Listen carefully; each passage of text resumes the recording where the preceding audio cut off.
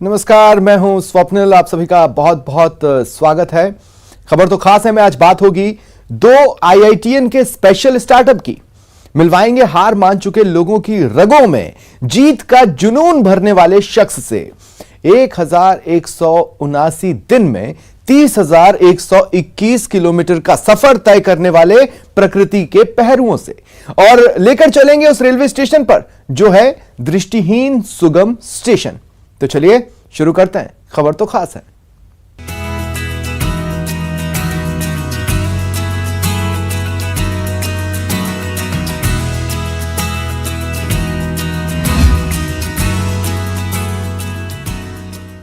अभी तक आपने सब्जियों को जमीन में उगते हुए देखा है, लेकिन कोटा में दो आईआईटीएन ने अनूठा स्टार्टअप तैयार किया है जिसके जरिए वो हवा में सब्जियां उगा रहे हैं।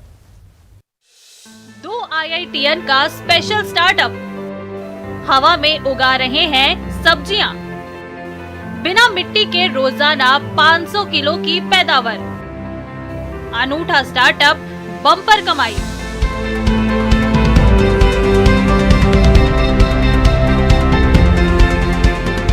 इस भाग दौड़ भरी जिंदगी के अंदर एक इंसान को सेहतमंद खाना बेहद जरूरी है। दो आईआईटी ने फैसला किया कि फार्मिंग करनी है और वेजिटेबल फार्मिंग करनी है, वो भी शुद्ध। टमाटर की शुरुआत की उन्होंने, और ये हम दिखाते हैं आपको। ये टमाटर हैं, अलग अलग वैरायटी के यहाँ पर टमाटर हैं। ये गोल टमाटर हैं, कैंडी जो टाइप्स है उसके जैसे टमाटर हैं। अलग अलग वैरायटियां यहाँ पर मौजूद हैं, और सबसे बड़ी बात कि ज़मीन से ऊपर हैं, इनमें मिट्टी का इस्तेमाल नहीं है। जी हाँ, यकीन कीजिए, नए जमाने की तकनीक है।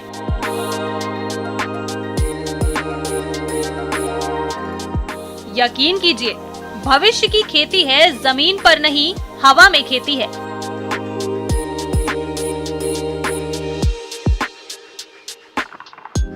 एक आधुनिक तकनीक के जरिए बिना मिट्टी और बिना पेस्टिसाइड से हरी और ताजा सब्जियों की खेती है।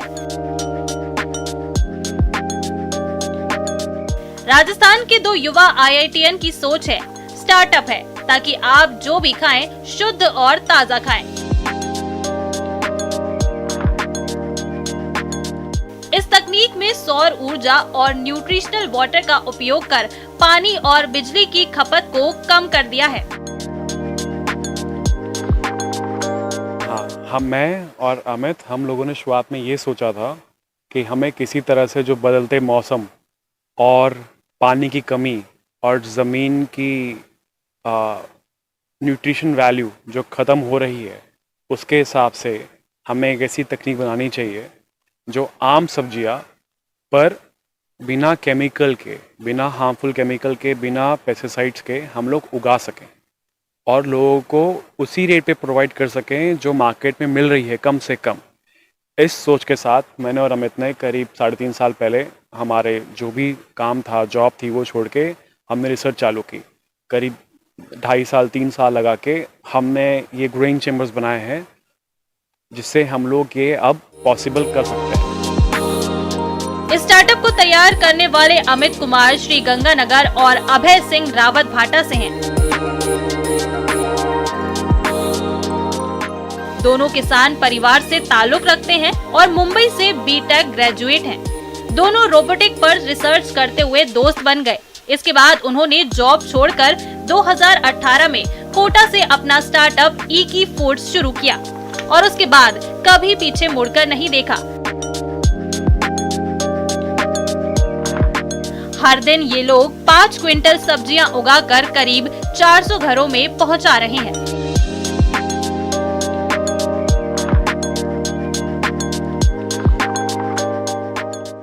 कहते हैं कि कुछ करने का जुनून इंसान को हर उस सफलता से रूबरू करवा देता है जिसे वह ख्वाबों में ही देखता है। आज हम बात कर रहे हैं ऐसे ही जुनूनी युवा के बारे में जिसने विश्व की सबसे लंबी साइकिल यात्रा का रिकॉर्ड बनाया है। प्रकृति का पहरुआ, नरपत सिंह के जज्बे को सलाम। 1179 दिन में 3121 किलोमीटर का सफर। विश्व की सबसे लंबी साइकिल यात्रा का श्रेय हरित भारत, हर्षित भारत। में 4000 किलोमीटर की साइकिल यात्रा की थी। जम्मू कश्मीर, हिमाचल, उत्तराखंड, हरियाणा, पंजाब, राजस्थान के गुजरात में खत्म हुई थी। उस टाइम जो लोगों, आम जन का जो प्यार देखा साइकिल यात्रा के माध्यम से, चल चल कर पेड़ लगा रहा हूँ, तो उस टाइम ख्याल आया क्यों ना एक साइकिल के माध्यम से पूरा भारत नापा जाए, एक अच्छा संदेश लेकर। कटते पेड़, उखड़ते पर्यावरण को बचाने के लिए 2017 में बाड़मेर के नरपत सिंह ने साइकिल यात्रा शुरू की, जिसे जनता का जबरदस्त रिस्पांस मिला, हौसला बढ़ा। इसके बाद अगला और मुश्किल लक्ष्य सामने था, विश्व की सबसे लंबी साइकिल यात्रा का। तो मैं 27 जनवरी 2019 एयरपोर्ट से एक 0 किलोमीटर से स्टार्ट कर 20 अप्रैल 2022 यानी 3 साल 2 महीने 24 दिन बाद में समापन करता हूँ 30,121.6 किलोमीटर पर। इस मेरे यात्रा का उद्देश्य है पर्यावरण जल संरक्षण के प्रति, और रोज का 1 से 2 पौधे लगाता हूँ। नरपत सिंह ने अपनी साइकिल यात्रा 27 जनवरी 2019 को शुरू की। इस दौरान नरपत सिंह ने पूरा हिंदुस्तान नाप दिया। 1179 दिन में 3120 किलोमीटर का सफर तय किया। 20 अप्रैल 2022 को जयपुर में अपनी यात्रा पूरी की। अब नरपत सिंह के कंसर्न की वजह सुनिए। एक आंकड़े के मुताबिक पूरी दुनिया में हर साल 15 अरब से अधिक पेड़ काटे जाते हैं। ये आंकड़ा दुनिया की कुल आबादी के 2 गुने से भी ज्यादा है। एक स्वस्थ पेड़ हर दिन लगभग 230 लीटर ऑक्सीजन छोड़ता है, जिससे 7 लोगों को प्राणवायु मिलती है। वो 1 से 2 पौधे ऐसी जगह लगाता हूँ, मेरे द्वारा लगाया पौधा एक फोटो तक सीमित ना रहकर बड़ा पेड़ बन सके, 4 दीवारी हो, पानी पिलाने वाली व्यवस्था हो, मेरे द्वारा लगाया पौधा सक्सेसफुल हो। अभी तक मैं खुद 2013 से अभी तक लगातार मैं 94,100 पौधे लगा चुका हूँ। और ये यात्रा थी जो पर्यावरण जल संरक्षण की विश्व की सबसे लंबी यात्रा थी। नरपत सिंह धरती के प्रति अपना कर्तव्य निभा रहे हैं।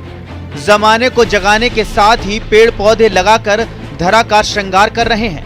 लेकिन धरती को हरा भरा बनाने का ये यज्ञ तब पूरा नहीं हो सकता जब हम सब अपने अपने हिस्से की आहुति न डालें।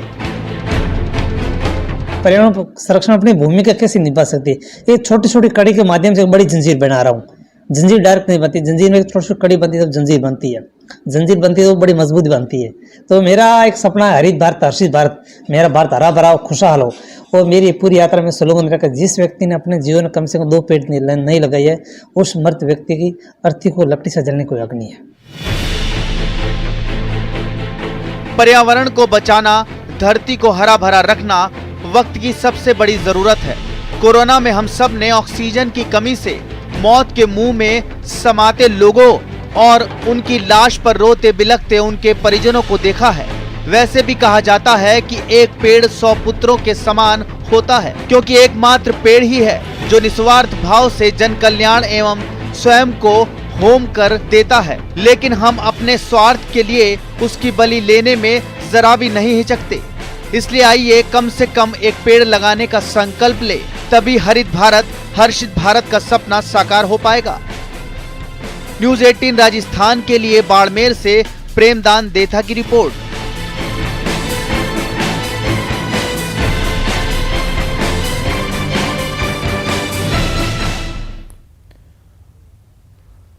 और अब बात एक ऐसे शख्स की जिसने दिव्यांगता को मात देकर कामयाबी की एक नई इबारत लिखी। ऐसी इबारत जो निराश हताश लोगों में, हार मान चुके लोगों की रगों में जीत का जुनून पैदा कर रही है।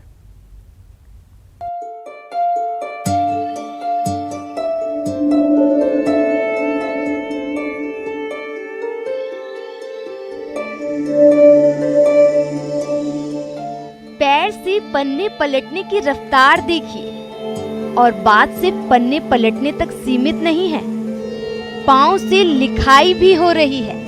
लेकिन ये इतना आसान नहीं जितना नजर आता है।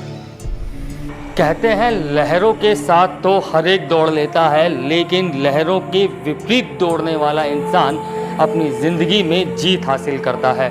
ऐसे ही एक शख्स है कोटा के देवकी नंदन। देवकी नंदन ने किशोरावस्था में अपने हाथ गंवा दिए, जिसके बाद ज़िंदगी जो है वो एक चैलेंज बन गई। और आप देख सकते हैं ये अपना पूरा कार्य जो है वो पाँव से करते हैं। उत्तराखंड के नैनीताल के एक गांव में पैदा हुए देवकी नंदन का दाहिना हाथ एक हादसे में काटना पड़ा।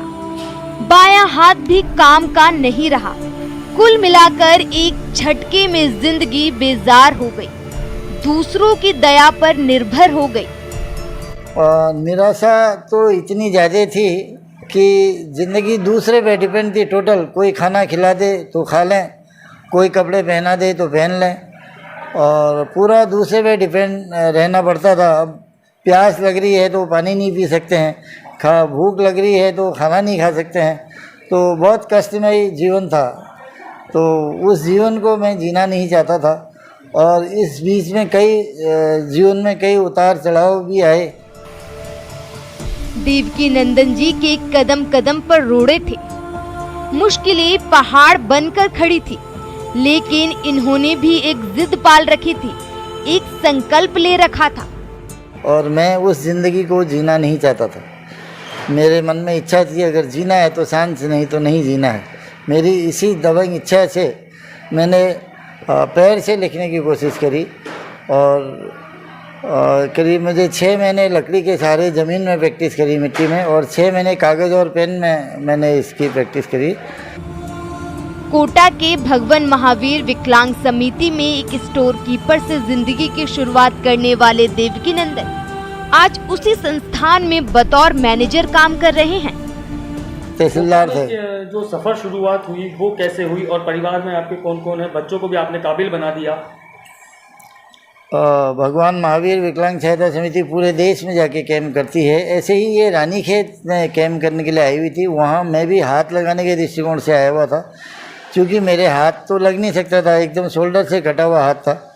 तो अब जहाँ भी जाते वहाँ निराशा की एक लहर होती थी। तो मैं वापस शान से जीना चाहता था। तो उस ज़िंदगी को जीने के लिए मैंने यहाँ संस्था के जो पदाधिकारी आए हुए थे, संस्थापक श्रीमान MC भंडारी साहब और मिसेज प्रसन्ना भंडारी, तो मैंने उनको निवेदन किया कि साहब मेरे हाथ तो लग नहीं सकते हैं और मैं काम करना चाहता हूँ। तो बोले वो क्या कर सकते हो? मैंने कहा साहब मैं लिखने पढ़ने का सब काम कर सकता हूँ। तो बोले कैसे लिखोगे? मैंने कहा साहब पैर से लिखता हूँ। तो उन्होंने कहा लिख के दिखाओ। मैंने हाथ के हाथ वहाँ लिख के दिखाया पैर से। तो मेरे पैर से लिखने की कला से वो काफ़ी खुश हुए। अपने करियर को आकार देने वाले देवकी नंदन ने अपनी औलाद को न सिर्फ बेहतरीन परवरिश दी, बल्कि पढ़ा लिखा कर उसे डॉक्टर भी बनाया। मेरा बच्चा आज डॉक्टर है और मैंने उसकी शादी कर दी है। मेरी बहू भी डॉक्टरनी है। कोटा में ही शिला चौधरी रोड पर बैंक ऑफ बड़ौदा के पीछे उन्होंने अपना खुद का क्लिनिक डाल रखा है, स्वर्णगिरी फिजियोथेरेपी रिहैब सेंटर के नाम से। शून्य से शिखर तक का सफर करने वाले देवकी नंदन जी आज जमाने के लिए मिसाल हैं।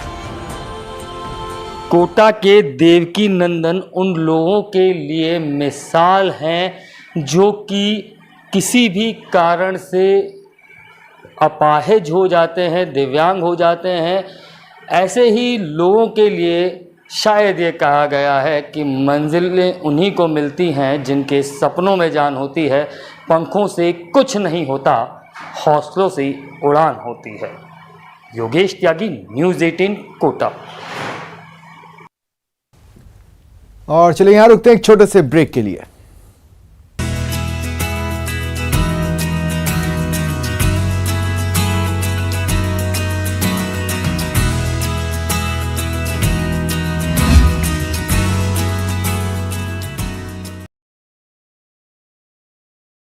राजस्थान में फेल। पंजाब जैसी स्थिति यहाँ कहाँ बनने वाली है कौन यहाँ बनाने वाला? बढ़ी गर्मी, बढ़ा संकट, पेयजल की किल्लत, अब बिजली वाली मुश्किल। बिजली संकट के नाम पर महंगी बिजली खरीदना और महंगी बिजली खरीद करके घोटाला करना, ये कांग्रेस के लिए और गहलोत सरकार के लिए नया विषय नहीं है। पावर कट सियासत अब। हम यहाँ बिजली पे के दाम कम करते हैं, 50 मिनट तक बिजली फ्री कर देते हैं। यहाँ एक तरफ डीजल और पेट्रोल पर ये 11 रुपये बढ़ा देते हैं डीजल पर, और 10.5 रुपये डीजल पर और 11 रुपये पेट्रोल पर बढ़ा देते हैं। गैस सिलेंडर को 50 रुपये बढ़ा देते हैं। प्रदेश सरकार इन दिनों नए नए संकट से घिरती चली जा रही है। पहले कानून व्यवस्था का मामला, फिर करौली और अलवर की घटना के बाद अब प्रदेश का बिजली संकट विपक्ष को सियासी हथियार मुहैया करा रहा है। कोयले की कमी से खड़ा हुआ बिजली संकट सरकार के लिए बड़ी चुनौती है। बिजली कटौती शुरू होने से जनता में रोष पनप रहा है। भीषण गर्मी में कई जगहों पर पेयजल का संकट भी खड़ा हो रहा है, तो पानी की किल्लत होने से जगह जगह प्रदर्शन देखने को मिल रहे हैं। हालांकि बिजली संकट राजस्थान समेत करीब 16 राज्यों में है, लेकिन राजस्थान में बिजली संकट के लिए विपक्ष सीधे तौर पर राज्य सरकार को जिम्मेदार बता रहा है। हालांकि कांग्रेस का सवाल यही है कि बाकी राज्यों में फिर बिजली संकट क्यों? पिछली 2 बार का इतिहास भी उठा करके देखिए, जब कभी भी कांग्रेस सरकार, गहलोत सरकार सत्ता में रही है, राजस्थान में हमेशा बिजली संकट आए हैं।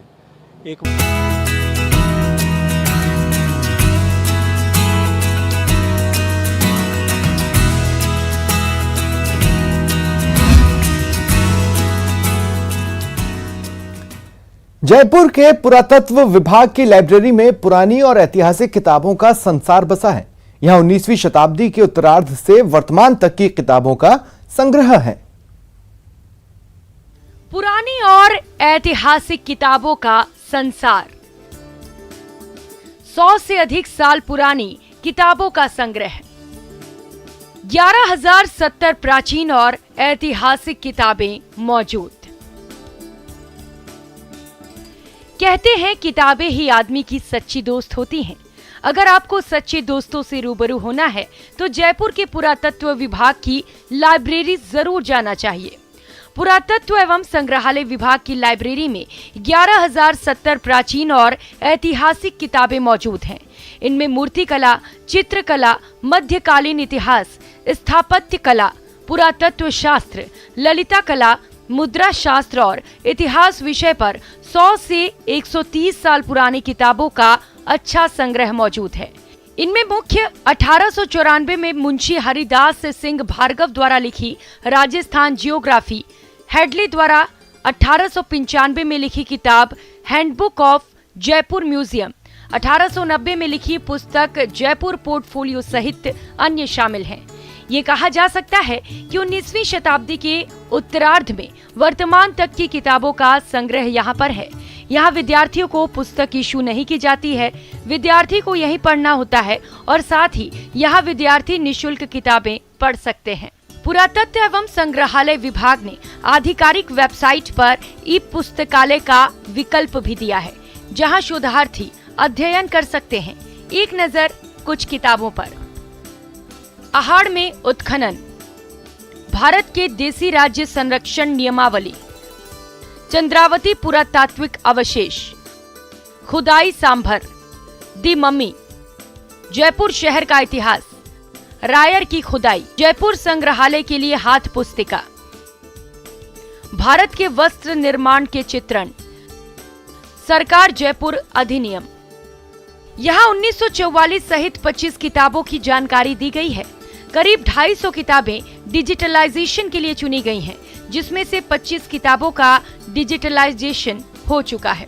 हमने अभी तक 250 किताबों का डिजिटलाइजेशन किया है और उसमें से हमने अभी 25 किताबें नेट पर भी हमने इसको डाल दी है ताकि पाठक पढ़ सके। हमने अभी तक 250 किताबों का डिजिटलाइजेशन किया है और उसमें से हमने अभी 25 किताबें नेट पर भी हमने इसको डाल दी है ताकि पाठक पढ़ सके। इस लाइब्रेरी में 100 से अधिक साल पुरानी किताबों का संग्रह है, जहां अध्ययन में रुचि रखने वाले शोधार्थी आकर इन्हें पढ़ते हैं। वाकई ये प्राचीन और ऐतिहासिक किताबों का संसार है, जो शोधार्थियों के लिए एक बेहतरीन जगह है। महिमा जैन, न्यूज़ 18 राजस्थान, जयपुर। आमतौर पर सार्वजनिक स्थलों पर अक्सर नेत्रहीन यात्रियों को काफी परेशानियां होती हैं। जयपुर रेलवे स्टेशन पर नेत्रहीनों के लिए खास व्यवस्था की गई है। अब न देख पाने वाले यात्री भी ब्रेल लिपि के जरिए पूरे रेलवे स्टेशन पर अपने हिसाब से घूम सकते हैं। दृष्टिहीन यात्रियों के सुगम सफर की व्यवस्था।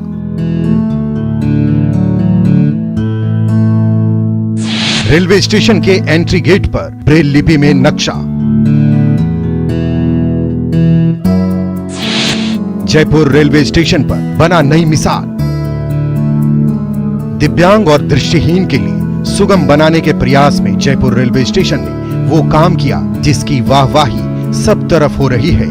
जयपुर स्टेशन ब्रेल लिपि से चिन्हित बोर्ड, सीढ़ियां दृष्टिहीन के लिए बहुत मददगार साबित हो रही हैं। जयपुर रेलवे स्टेशन के प्लेटफॉर्म नंबर 1 पर स्थित कक्ष के आगे लिखे ये नाम और सीढ़ियों पर जाने वाली रेलिंग पर उभरे हुए ये अक्षर खास तौर पर ऐसे यात्रियों के लिए लगाए गए हैं जो आंखों से देख नहीं सकते हैं। उत्तर पश्चिम रेलवे की ये कोशिश वाकई दिव्यांगों के लिए वरदान साबित होने जा रही है कि जयपुर स्टेशन और कुछ महत्वपूर्ण स्टेशनों पर भी हमने इस तरह के ब्रेल साइनेजेस लगाए हैं सो दैट जो दिव्यांग जन हैं उनको आसानी रहे स्टेशनों पे अगर कहाँ पे कोई लोकेशन उनको आइडेंटिफाई करना है या क्या सुविधा उपलब्ध है।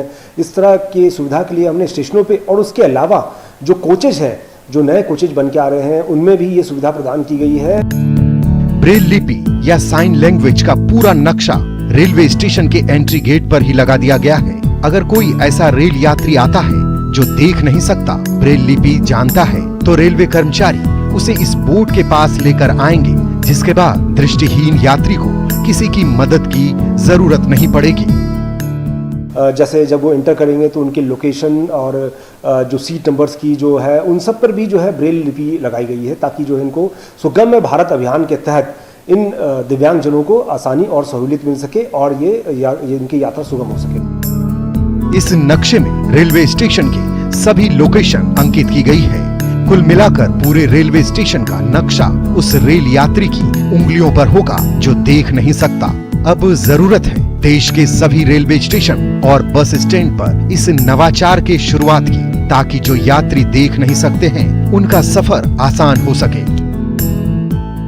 उत्तर पश्चिम रेलवे का जयपुर रेलवे स्टेशन चारों मंडल में सबसे बड़ा जंक्शन, 7 प्लेटफॉर्म, यानी कि लाखों यात्रियों का फुटफॉल रोज। ऐसे में हजारों यात्रियों की तादाद ऐसी भी होती है जो शारीरिक रूप से सक्षम नहीं होते, देख नहीं पाते, ढंग से चल नहीं पाते या बोल नहीं पाते।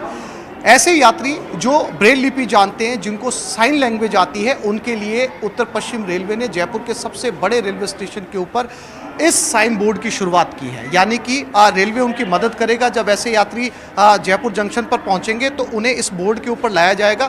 फिर जो साइन लैंग्वेज उन्होंने सीखी है वो अपने हाथ से उसे पढ़कर, ये जो बिंदु उभरे हुए हैं यहाँ पर, इनके ज़रिए वो समझ पाएगा कि प्लेटफॉर्म नंबर 4 कहाँ पर है, स्टेयर्स कहाँ पर है, एस्केलेटर कहाँ पर है, और ये जो है बाकी के प्लेटफॉर्म नंबर 1 रेल ट्रैक और प्लेटफॉर्म नंबर 2 कहाँ पर है, चाइल्ड हेल्प डेस्क कहाँ पर है।